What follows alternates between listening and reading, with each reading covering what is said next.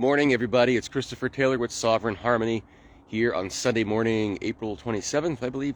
So April is just about done here. Just want to check in. Weekly update here. Very nice day here in San Marcos, northern San Diego County. Just did my webinar a few days ago. If you haven't seen that, go to YouTube, Christopher Taylor Sovereign Harmony. It's long, 2.5 hours. Chop it up into pieces if you need to. But lots of good information about kind of the bigger picture of where we're headed in that, okay? And I might chop it up myself into pieces, put it in a little playlist. We'll see. But anyway, as far as this week goes, today, 12:30 p.m. Pacific, we have the new moon in Taurus, okay? And that new moon is pretty potent because it's squaring this opposition between Mars and Pluto. Mars in Leo, Pluto in Aquarius, and this opposition started back in early November. So for almost 6 months, we've had this tension between Mars and Pluto kind of in the background, okay? It's completing this week, and it's completing as part of this new moon in Taurus, okay? So Taurus is an energy that really wants stability, reliability, okay? Sensual needs being met, so simple things like food, water, shelter, okay? And in the midst of this tension between Mars and Pluto, really what that opposition has had to do with is we had to kind of check in with our ambitions, our drive, our motivations over the last almost 6 months, okay? And the reason is because the world is transforming around us very rapidly, and especially since about November or so of last year.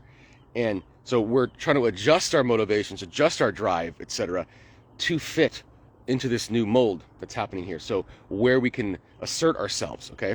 And with Mars and Leo, we're ready to kind of get at it at this point, okay? And Mars is going to exit its shadow zone. So it went retrograde December 6th, direct in Cancer on February 23rd, and now it's finally going to exit that whole shadow zone. So where it was when it went when it went retrograde on December 6th, at 6 degrees Leo, that's where it's going to cross this week.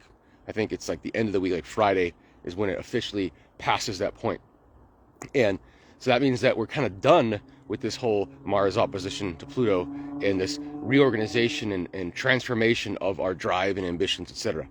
And then interestingly enough, next Sunday, a week from today, Pluto will turn retrograde in Aquarius. So Mars exits its retrograde shadow, and then Pluto starts its retrograde phase within a couple of days of each other, really signifying that they're done with each other. They've been playing around since November, and they're done. They're going off in their own directions now. So we've done a lot of work these last several months. And then in combination with that, we've had the Venus retrograde and the Mercury retrograde, right? And so just a lot of things going on. And that Venus is going to now return to Aries, where it originally turned retrograde back on March 1st. So it's going to enter Aries, enter that fire sign. So now we have Mercury, Venus, and Mars all in the fire signs that they turned retrograde within. And all three of those planets had to go back into water signs for a little slowing down, a little immersion, depth, okay, review. And now, all these personal planets, these interactive planets, this interpersonal planets, you could call them, Mercury, Venus, Mars, they're all in fire signs. And that's where they started their retrograde. So we've been through a lot. Like I said, just to repeat that, been through a lot of diving deep for the purpose of being ready to thrust ourselves forward. And we're in that forward thrusting energy really this week with this new moon. It's saying, like, let's stabilize what we've been through. Let's put it into form, okay? And let's go from there. Let's set that foundation. And now we know a lot more things that have been holding us back, that have been within us that we had to release.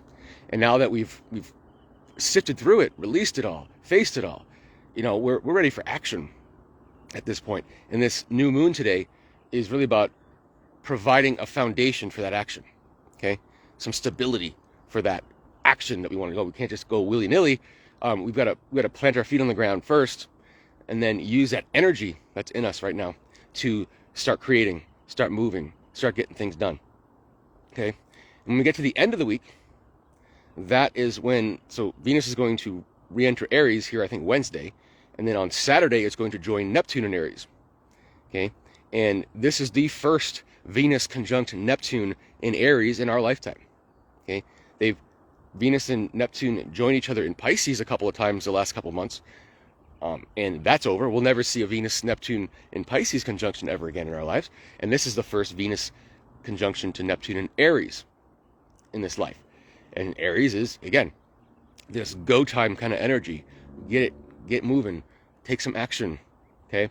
And Venus and Neptune are actually kind of related to each other. We could call Neptune the higher octave of Venus, okay?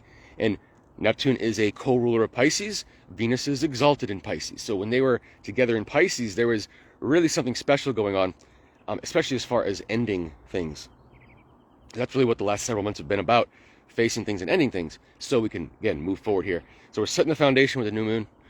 We're kind of, we have our energies organized in a new way, transformed way, ready to go forward. And that first Venus-Neptune conjunction in Aries is going to be very interesting later this week. Because there's just a lot of positivity potential in that energy. And we may be surprised, we may surprise ourselves with, like, on a heart level, how we're more willing to be open and take risks. That's really the key, I think the key phrase for that, being open and taking risks that we might have, especially the last several months, kind of stayed away from. But now we're kind of like, you know what? There's a confidence in ourselves now, and we're in this idea of taking chances seems like the better option, okay, than not taking the chances. So we'll wrap it up there. Thanks for joining me again. And again, if you haven't seen that webinar, it's a lot of good info, and it'll change your perspective on the bigger picture of things in the world, etc. So I encourage you to take a look if you want to. But anyway, we will see you next week on the next update. If you want to get more frequent updates, I do a lot of Facebook, Instagram posts throughout the week on what's going on. And again, you can subscribe to my YouTube channel for more bigger overviews of things going on. So thanks for joining me, and we'll see you next time.